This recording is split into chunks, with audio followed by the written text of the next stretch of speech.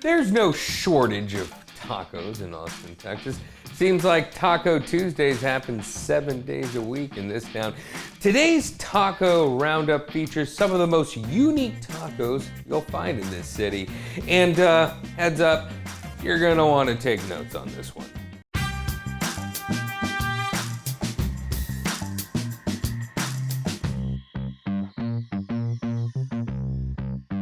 You know, I usually have a tough time choosing what I want to eat from a menu, unless it's Discada. Why? Because they have one taco on the menu, Discada tacos. Discada refers to the cooking vessel.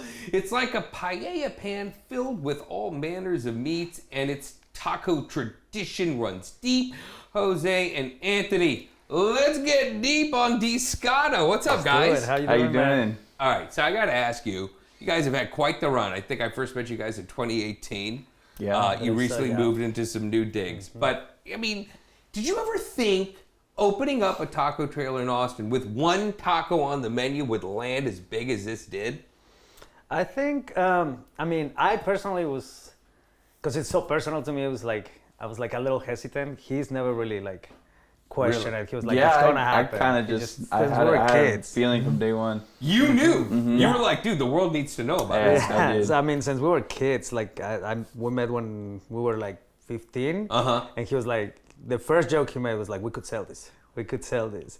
And it worked out to we actually ended up moving over here and doing it. Yeah. So that was pretty cool. But yeah, I don't think he never had a doubt on that. And it's very personal because it's my family's recipe. So I was like, okay. So I was like, oh, is it not gonna work? Is it gonna work? So generally speaking, Discada tacos are not, on the menu at a lot of other places. Mm-hmm. No. What exactly is a Discada taco? Yeah. Discada, it can be a lot of different things. It's pretty much just like the preparation style, the technique involved. So traditionally, it's going to be cooked on a modified tractor plow disc, which is what we use. We actually custom build them ourselves to our specs, and as well as our burners. A tractor plow disc. Imagine a Haro disc that you'd buy from Tractor Supply Company. I'm really trying to imagine. Like a raw disc that plows the fields. Okay. There's going to be a hole in the center where it goes through an axle. Yeah. Uh-huh. So we weld that shut. We sand off all of the material on top, like the coating, blast it, heat treat it, weld some lips on it, weld some handles on it, and you get this disc that has a shape where it kind of just forced to all the juices go in the middle. So everything in it is like confit. So we start with layers and then we confit each layer, and every layer that we put on after that is just getting pooled with flavor from the last layer. So that whole process takes a long time. It's like on the ranch. A lot of Argentinians the gauchos. The gauchos, like the cowboys. It's very cowboy centered around ranches because they took what they already had, tools that once the Haro disc Haro blade gets dull, you can't use it anymore. What else can you do with it? Cook with it, and that's how it was invented. Yeah. Discada is, when I get a Discada taco, what am I gonna find in it? Okay, so there's different layers of meat, and then we also have a few of the layers with vegetables. I think it's 5 different cuts of beef and pork, and then 5 different cuts of beef and pork. Mm-hmm. Oh, you got to run them down, son. Let's go. I'm getting hungry. So that's the recipe, man. That's a secret recipe. That's the secret. But it's 5 different cuts of beef and pork. Beef, pork, and then we have a few of the vegetables. Aromatics. So we have. Okay. We have onion, bell pepper. We use the bulbous onions. So overall, everything breaks down. So that's why you don't get you don't get to see the pieces of it, but because it takes 4 to 6 hours just cooking itself, not counting all the marinating and all of that. So. And post marination, you have to let it sit in its fat overnight. So start to finish. Wait, post marinate? Yeah. So you marinate this stuff, you cook it for 4 to 5 hours, and then it cooks, and it just is that kind of the confit part? So it's sitting in its own juices? Exactly. It's confit while it's cooking in layers, and then after you mix it all up, all the flavors just get to know each other, and that fat gets redistributed back in the meat. And overnight, when I'm done, sometimes I'll do 6 to 8 hours on the disc. But when I'm done, I put them in the metal hotel pans and I leave the lid on, and it stays at 170 degrees for hours because it's trapped in there.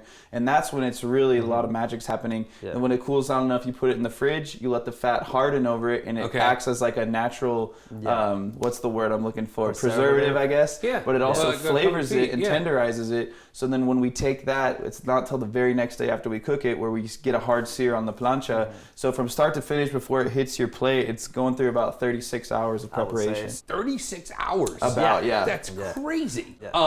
Last thing, I know you guys moved recently. You're at Chalmers. We are. I feel like you might be introducing the Discada taco culture to a whole new audience. How's that working out for you? It's actually been great there. We're really happy to be there. It's definitely a new audience, but they're loving it, and they're all really nice. Everyone gives us great feedback. A lot of these people have never had tacos like that, so they're coming back and telling us a lot, like, these are the best tacos I've ever had. And, you know, cool. It's nice to introduce it to a new audience, because we wanted to introduce Discada to as many people as possible. And not saying the old audience doesn't still come. There's plenty of room for everybody. But it is a really nice sports bar as well. There's a ton of screens. So right now for football season, UT games, I mean, there's thousands of people going in and out of there all day, and it's been great for us, and we've gotten a lot of great feedback, so super happy to be there. Congratulations. I watched you guys grow, you know, in 2018, and you guys are, the train is on its track. Thank you. It is so much gonna look. Thank you so much. Thanks for coming down, guys. Of course, brother.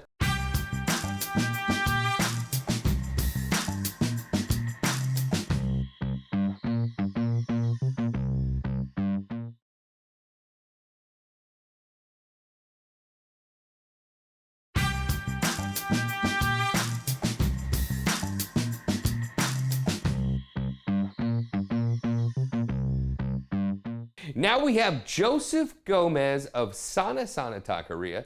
Depending on the day, Sana could be a tasting menu or straight up tacos. Either way, it is a concept that could only come from the mind of a chef like Joseph Gomez, whose resume includes fine dining, James Beard nominations, and Michelin nods. Joseph, why are you chuckling? This is all good stuff, and you're in New York City doing pop-ups.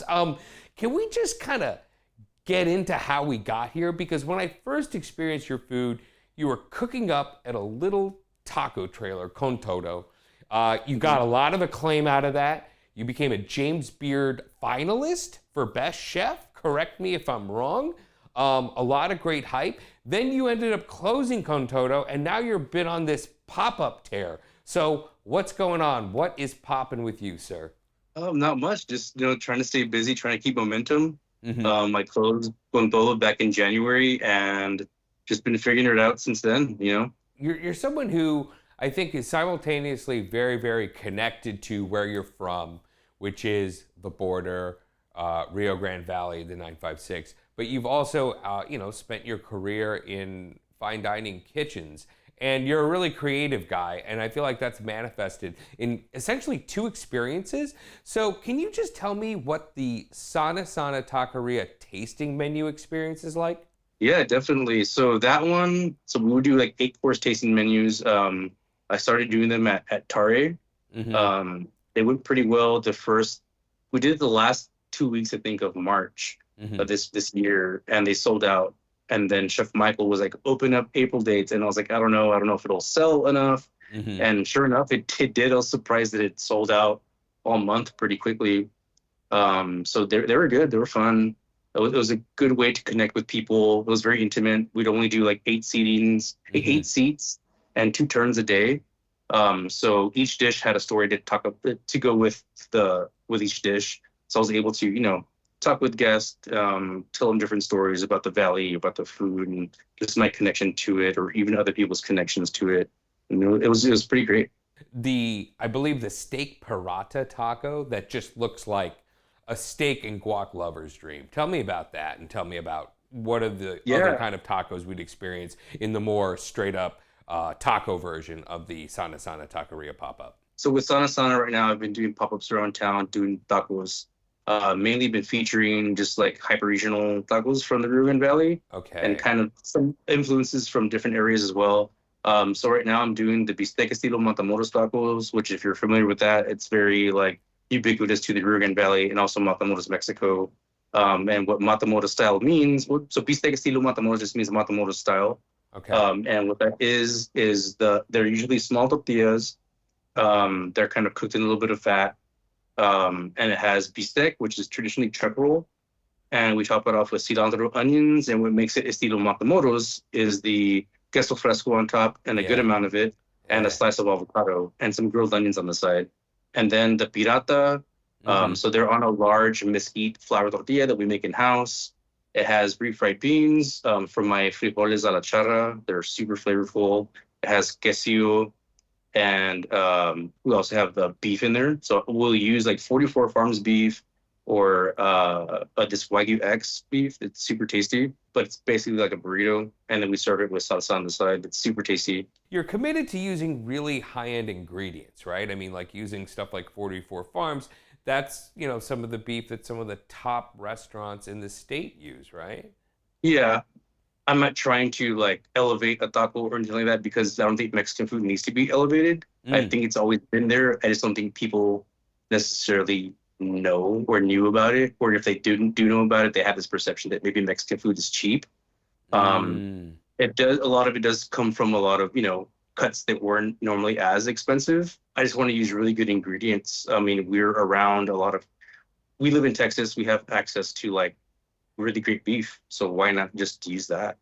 All right, so I got one last thing for you, and I have a feeling you're going to split the difference on the answer, but I got a hot tortilla take for you, Joseph. Chef, corn or flour? Why do you do that to me? I knew it. The moment you said mesquite flour, I was like, oh, this guy takes it all pretty serious. I think you're right. They each have their place for sure. I love a great flour tortilla. There's nothing like it. Like right when it comes off the comal, super hot, and then a good corn tortilla is like insane. Like they won't break in your hands. They're very, very resilient. And using good corn for the tortillas is like key. Well, if you haven't guessed it by now, folks, this man has found his calling. Chef Joseph Gomez, Sana Taqueria. Yeah, I have some pop-ups coming up soon in town, so definitely we'll keep everyone updated. Just follow Sana. All right. Thank you, Chef. Thank you.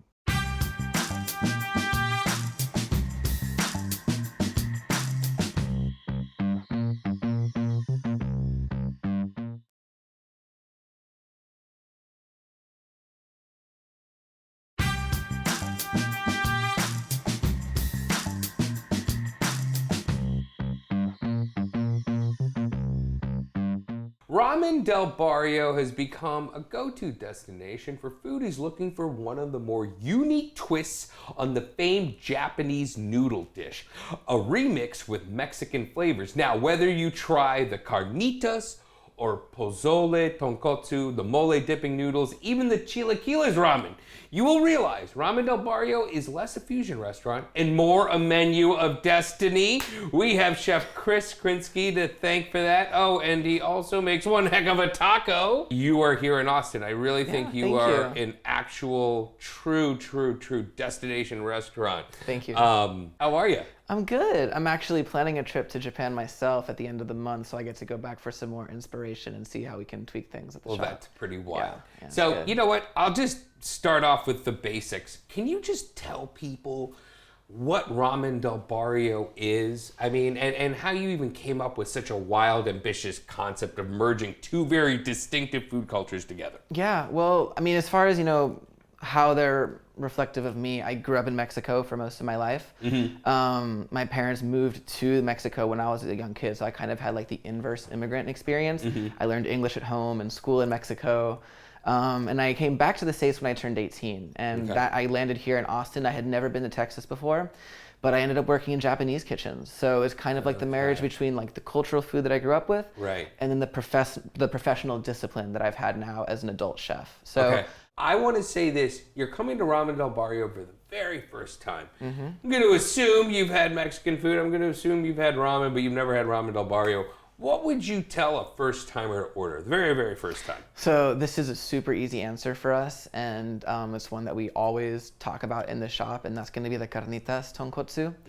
The reason that dish is so emblematic of the concept itself isn't just for the fact that I personally think it's the most delicious bowl on the menu, but what it represents in the cultural balance sense. that is the bowl that comes closest to being this perfect fusion in the sense that it's respecting both cultures' elements and presenting them together in just one way that makes sense for everybody, right? So I love to say at the shop, like, Carnitas and like Tonkotsu ramen are kind of the two culminations of what two great cuisines are doing with pork. So they naturally kind of have a place together. They're both very simple products in essence, but the level of complexity that you can take them to when going all out provides so much depth of flavor as well. So, you know, you have this creamy pork broth, you have fatty, chopped up braised pork and organ meats and whatnot, and then you're basically just bringing it together. Rather than green onions for your allium, you have your white onion, cilantro, and lime. But all of these flavors are brought together not just for the simple purpose of taste, but meaning. So, you know, in ramen structure, you have three components for your broth. You could have a tare, which is your seasoning.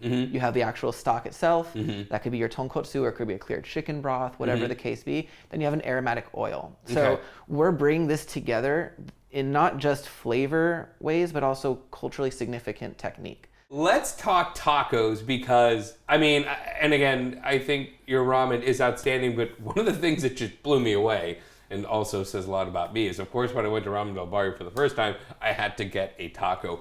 Where did you get the idea to even do tacos? And you're doing something very unique. You're doing a skewer, the yakitori, the yakitori, right? or the kushiyaki. Yeah, so the tacos, you know, we are combining that Japanese grilling technique. We have a binchotan grill back there on charcoal. And the idea is that's a Japanese charcoal, right? Yep. We first and foremost, we braise meats. They all tend to be really soft and tender because the end experience will be a customer gently pulling a skewer out. Right. Which means all of those meats need to be fall apart tender so that they don't risk tearing through the tortilla. And that's true with all your tacos. All of the tacos. So we have the braised pork belly, which is the pastor, right? We have the costilla now, which is a sous vide short rib. We have tripas. We have the mollejas, and then octopus as well, and mushrooms too. So lots of different choices there, but the general idea is that each skewer gets grilled and then lands on top of a really nice tortilla.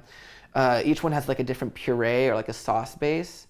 Then a salsa, the skewer goes down, and they all have like unique toppings as well. So like the pastor has Japanese curry pickles and then like charred diced pineapple on it. So you have this like fatty pork belly with an achiote marinade brushed onto the grill, caramelizes the marinade, and you have that acidic crunch from those vegetables and garnishes on top. I also wanted to touch on this because not everyone knows this, but could you tell us what an izakaya is? So an izakaya is essentially the Japanese definition of like a gastropub, right? Or like a tapas bar. Right. It's a place. Small place. It's a small place. I mean, getting some drinks maybe. Right. It's going to be a social eating and drinking experience. It's definitely like, you know, the salaryman back in Japan would probably like the salaryman's escape at the end of a day. A few skewers, a few beers with his coworkers. Sure. Okay, last question for you. This is the hot tortilla take, Chris. Corn or flour? Easily corn, but that doesn't mean that flour doesn't have its place, right? Okay. It's a more northern thing. It's a circumstantial thing, in my opinion. If you're in the northern states of Mexico or Tex-Mex land like we are, flour tortilla has a cultural place. Okay. But if you get a little further south of the border, you go towards Mexico City, it's going to be corn. Chris, Ramen del Barrio. Easily one of my go-to restaurants in Austin, Texas. Thanks for being here. Thank you very much for having me.